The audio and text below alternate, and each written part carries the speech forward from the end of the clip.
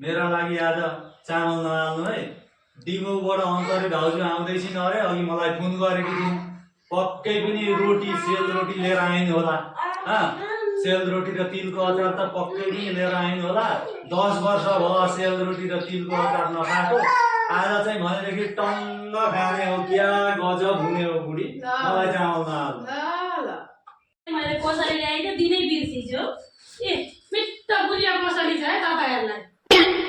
हे भगवान, यही हो गुलियो मिठो कसरी? यहाँ भन्दा ठुलो कहाँ ल्याउन सकिन्छ हौ अहिलेको दिनमा? आइडिया लाखे।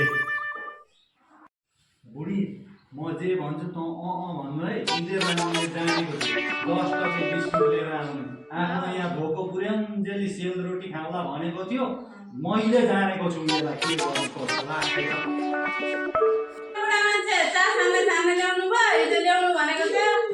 ए मैले त चा छान्ने ल्याउने है बिर्सिछु।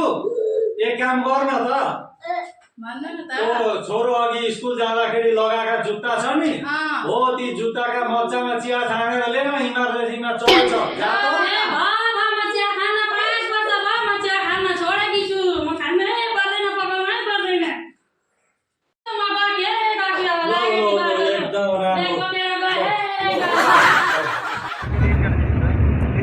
देख्नुभयो त तपाईहरुले 10 टके पाउन भगाउने आइडिया कस्तो लाग्यो तपाईहरुलाई?